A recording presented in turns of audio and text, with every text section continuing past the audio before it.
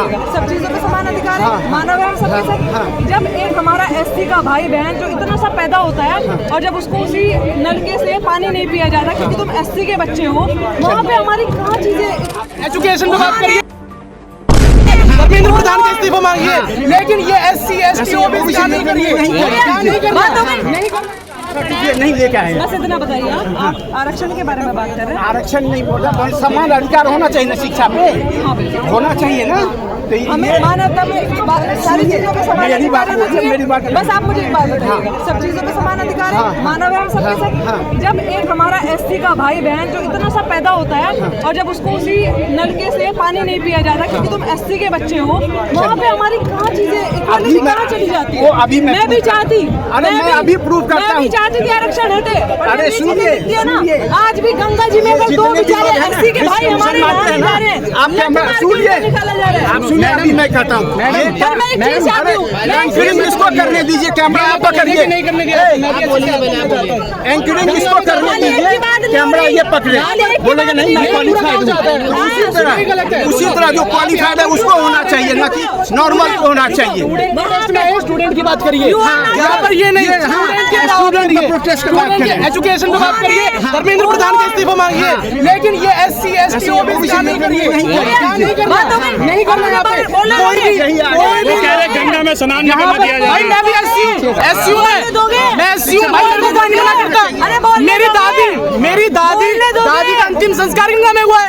अब बताओ भाई, सुनो मेरी बात, ने कौन कहता है गंगा में नहीं करने दिया? अब हम ये कहें, देखो एससी एसटी ओबीसी सब एक है भाई, कोई अलग नहीं है, बात खत्म।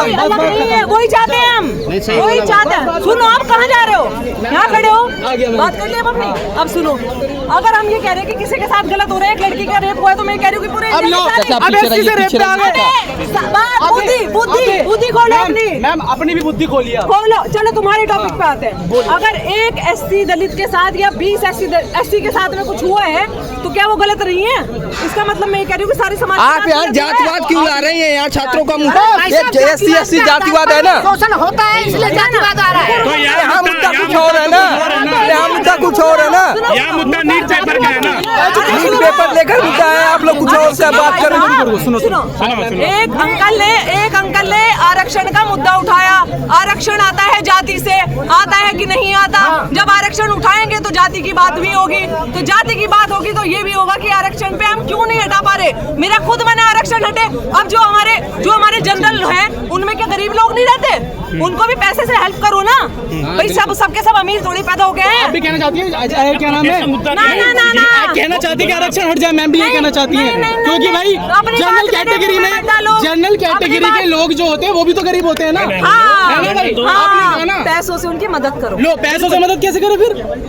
जब आरक्षण गरीब आरक्षण का यहाँ पे होना चाहिए, कैसे तो जाति खत्म करो भाई, जाति खत्म करो, जाति खत्म करो। सुनो जाति जनगणना कौन मान रहा है?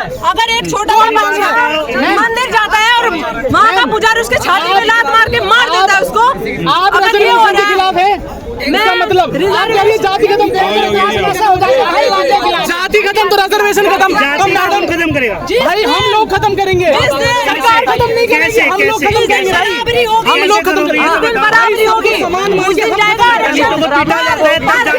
जातिवाद खत्म होगा, आरक्षण खत्म हो जाएगा। अगर रुक जाओ, भेदभाव खत्म होगा और हम सब मिलकर खत्म करेंगे, ना कि सरकार करेगी, ना कोई करेगा, ये हम लोगों को हमारा काम है, कहने से नहीं होता भाई, हम करेंगे। भेदभाव है, बोलो कौन कह रहा है कि आप अपनी जाति का नाम लगाओ? मत लगाओ, आरक्षण मत लो, कुछ मत लो। रुक जाओ, 5000 साल का आप रिकॉर्ड दिखाइए, ये लो रिकॉर्ड,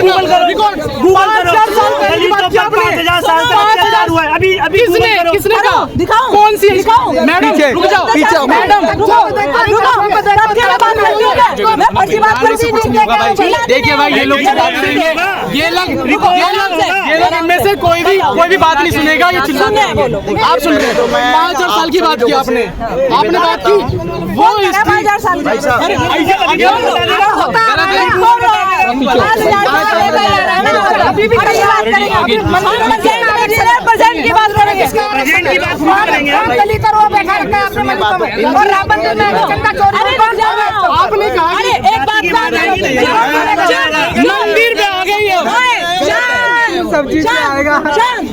बाबा जी सुनिए सुनिए बताइए, आप बताइए, एक मिनट, भाई मैं तो बाबा जी की सुनने दीजिए, बाबा जी की बताइए। बल्कि मेरे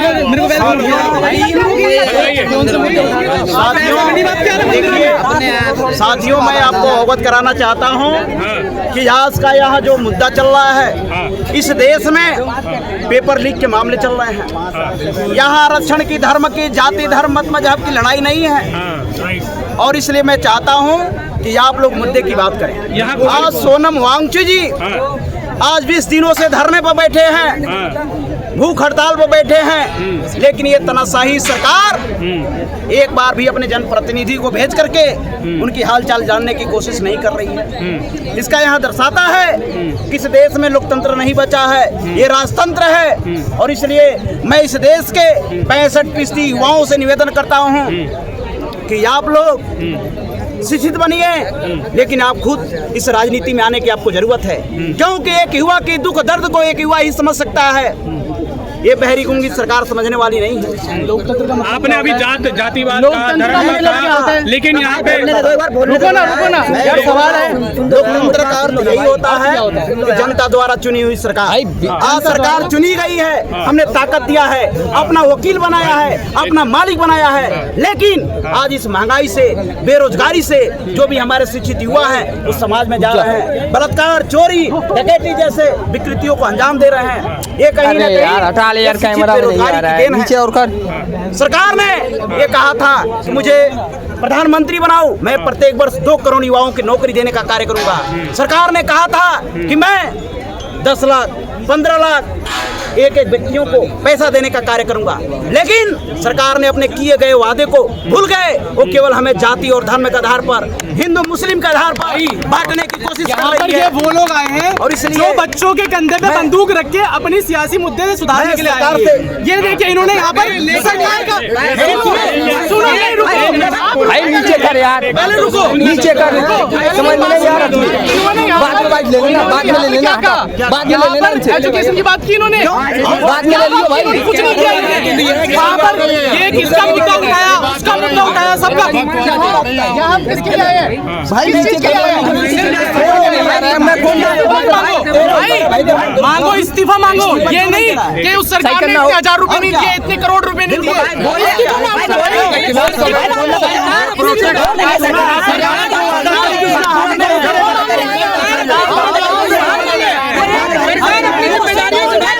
वो एक बोल रहे हैं हम यहाँ धर्मेंद्र प्रधान जी का इस्तीफा मांग रहे हैं, ना कि किसी सरकार के खिलाफ। आखिर सरकार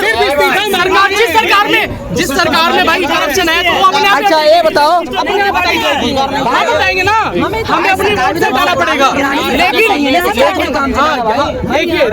और भी सरकार नहीं आएगी, हटेगी नहीं हटेगी।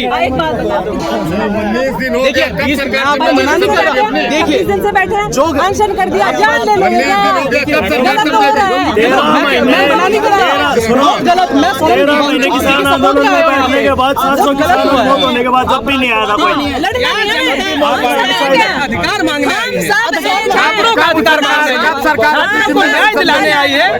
और हर व्यक्ति का अपनी जिम्मेदारी समझे, ये कर्तव्य है कि आज वो छात्रों के साथ खड़े हो, छात्रों के कंधे से कंधे मिलाकर उनके अधिकार और उनके न्याय की बात करें। यहाँ पे माता सीता का भी नाम लिया जा रहा है, नीता अंबानी का बोला जा रहा है, माता सीता को उससे कनेक्ट कर दिया जा रहा है। ये सही है या गलत है? लेकिन वही शामिल हो जाते हैं, ये सही है या गलत है?